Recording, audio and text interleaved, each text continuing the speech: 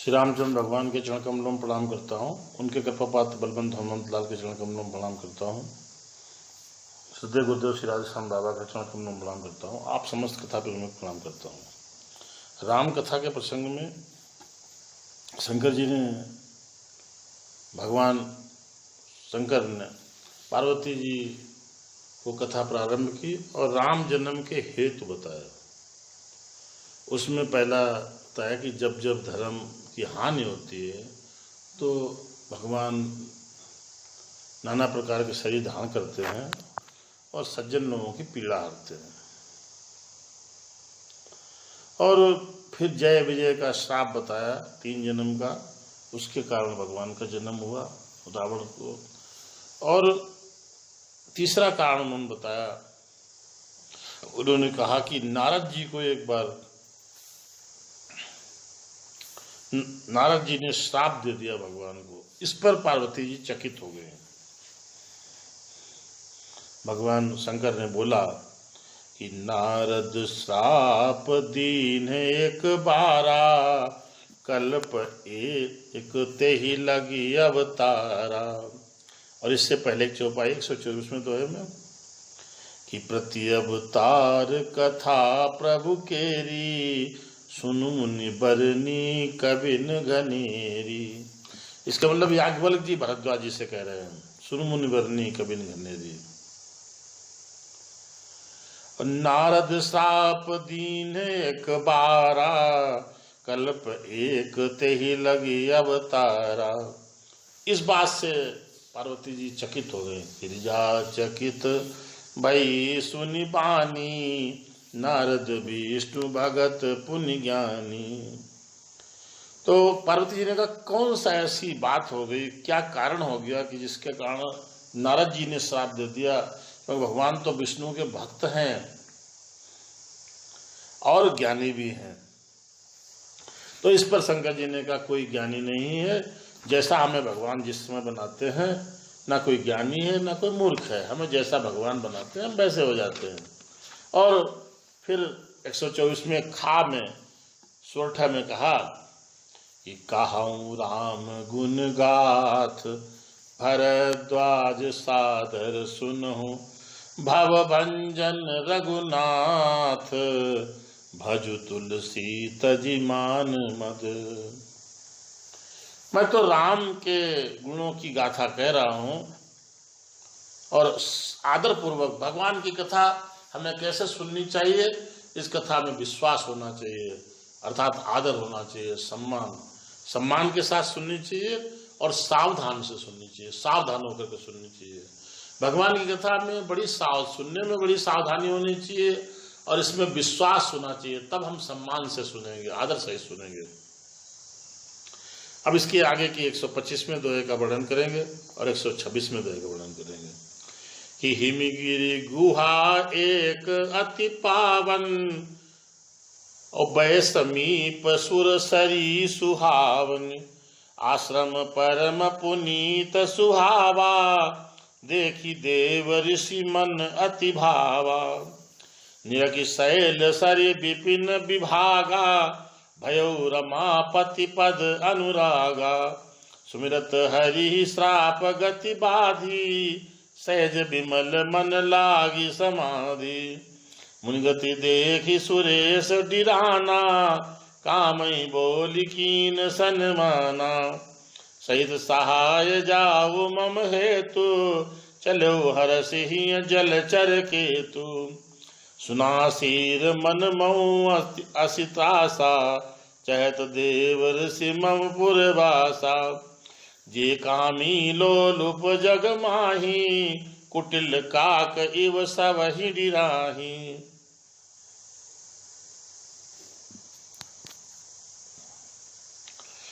और सूख हाड़ लय भागी सट, स्वान निरखी मृगराज, छीनी ले जन जान जड़, तिमि सुरपति ही न लाज।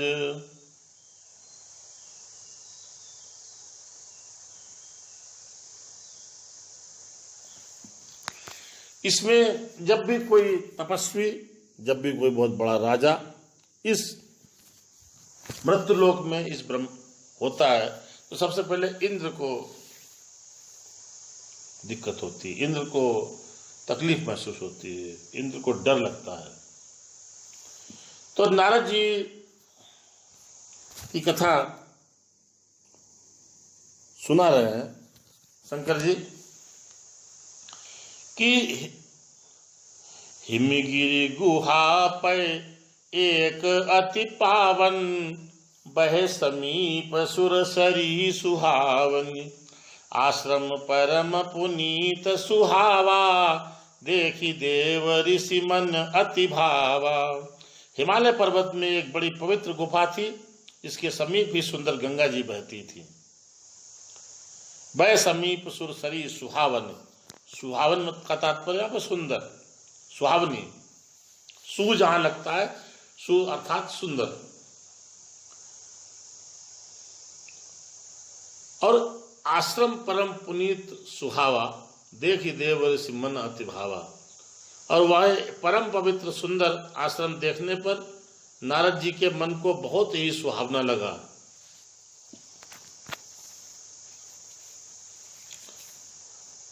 तो नारद जी ने क्या सोचा कि भगवान को वहीं पर भगवान के चरण कमलों में रमापति, रमा अर्थात लक्ष्मी, उनके पति अर्थात नारायण विष्णु जी भगवान, तो निरखि शैल सरि विपिन विभागा, भयो रमापति पद अनुरागा। सुमिरत हरि श्राप गति बाधी, सहज विमल मन लागी समाधि। पर्वत, नदी और वन के विभागों को देखकर नारद जी का लक्ष्मीकांत भगवान के चरणों में प्रेम हो गया। निरखि शैल पर्वत, सरी नदी, विपिन वन, और विभाग का मतलब इनका डिवीजन, इनके एरिया, क्षेत्र। तो नारद जी को बड़ा ही लक्ष्मीकांत, रमा, लक्ष्मीकांत का तात्पर्य भी, कांत का तात्पर्य भी पति होता है, तो रमा अर्थात लक्ष्मी, लक्ष्मीकांत, भगवान के चरणों में प्रेम हो गया। और भगवान का स्मरण करते ही नारद मुनि के श्राप की जो श्राप उन्हें दक्ष प्रजापति ने दिया था और जिसके कारण वे एक स्थान पर नहीं ठहर सकते थे, नारद राजा दक्ष ने नारद जी को श्राप दे रखा है कि नारद जी रुकेंगे नहीं। नारद जो हृदय नहीं, जो रुके नहीं। रद का मतलब रदना भी होता है, रुकना, ठहरना। रद का मतलब ठहरना, या जिसकी बात नहीं कटे। दोनों ज्योतिष शास्त्र के अनुसार नारद जी जो कहते हैं वो सत्य है, और नारद जी कहीं ठहरते नहीं है। ये दक्ष प्रजापति अर्थात पार्वती जी के पूर्व जन्म में जो सती जी, उनके पिता दक्ष प्रजापति का श्राप है। तो नारद जी वहां रुक गए, बहुत सुंदर स्थान था। ये इस बात से इंद्र डर गया कि निरखि शैल सरि विपिन विभागा, भयो रमापति पद अनुरागा। सुमिरत हरि श्राप गति बाधी, सहज विमल मन लागी समाधि। और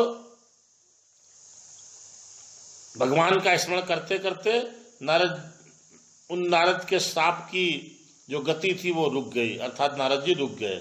और उनके मन में स्वाभाविक ही निर्मल होने से उनकी वहां समाधि लग गई। ये मन भी नारद है, मन भी नारद है, क्योंकि मन हमारा टूटता नहीं है। मुनि गति देखी सुरेश डिराना, कामई बोली कीन सनमाना। सहित सहाय जाहु मम हेतु, चलो हर सिंह जलचर केतु। नारद मुनि की ये तपस्वी गति देख करके, स्थिति देख करके देवराज इंद्र, सुरेश का तात्पर्य इंद्र, सुरधन ईश, देवताओं का राजा सुरेश डरा गया, इंद्र डर गया। उसने कामदेव को बुलाकर उसका आदर सत्कार किया। कामई बोल कीन सन्माना, कामदेव को बुला करके उसका आदर सत्कार किया और कहा मेरे हित के लिए तुम अपने सहायकों सहित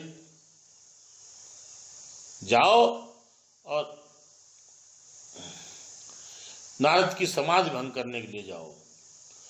ये मछली की ध्वजा वाला कामदेव मन में प्रसन्न होकर के चला कि सहित सहाय जाहु मम हेतु और चलो हरसिहि जलचर केतु। जलचर जल में चलने वाली अर्थात मछली, भाव यहाँ पर लिया गया है। केतु जिसकी मछली की तरह ध्वजा फहराने वाली, केतु का तात्पर्य ध्वजा। तो मीन ध्वज वाला कामदेव मन में प्रसन्न होकर के चला, चले वो हर्षित। और सुना सीर मन महु असी त्रासा, चात देव ऋषि मम पुरबासा। इंद्र के मन में यह डर हुआ कि देव ऋषि नारद मेरी पूरी अमरावती का निवास राज्य चाहते हैं, शायद इसीलिए तपस्या कर रहे हैं। सबसे सुंदर, बहुत अति सुंदर जो नारद की जो इंद्र की नगरी है, इंद्र की पुरी है अमरावती। तो वहाँ उसको इंद्र को लगा कि नारद जी कहीं ऐसा तो नहीं तपस्या से इतने सुंदर स्थान पर जब इनका मन टिक गया ठहर गया, नारद जी रुक गए, तो कहीं ऐसा तो नहीं कि मेरी अमरावती पुरी पर नजर हो नारद जी की, ऐसा इंद्र को।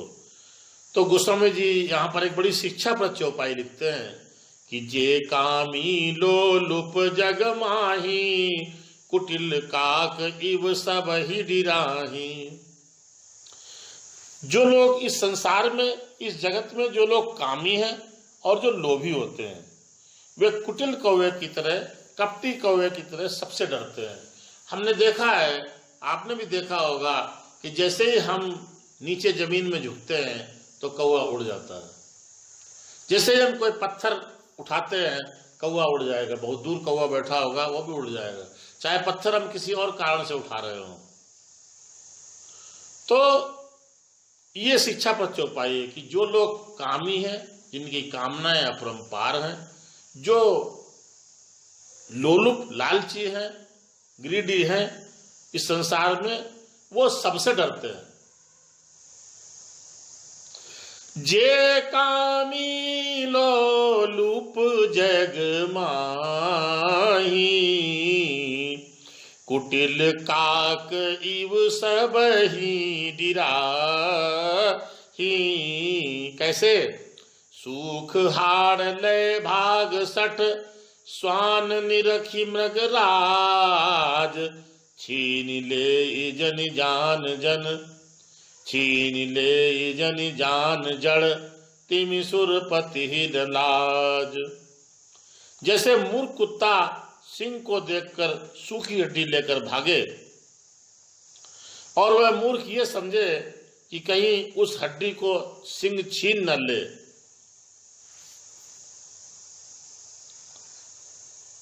सिंह तो ताजा मांस खाने वाला है, स्वयं ही अपना शिकार सिंह करता है, दूसरे का शिकार सिंह नहीं खाता। तो यहां पर इंद्र की ऐसी चेष्टा है, इंद्र को कोई लाज नहीं आई। कामदेव को भेजते समय इंद्र को किसी प्रकार की इस तरह की लाज, इंद्र कई तरह की ऐसी घटनाएं करते रहते हैं। सुरपति, सुरों के देवताओं के पति। तो ऐसी तुलना, इस गोस्वामी जी तुलना सम्राट हैं, गोस्वामी जी उपमा सम्राट हैं, तो उन्होंने ऐसी बढ़िया तुलना यहाँ पर उपमा की है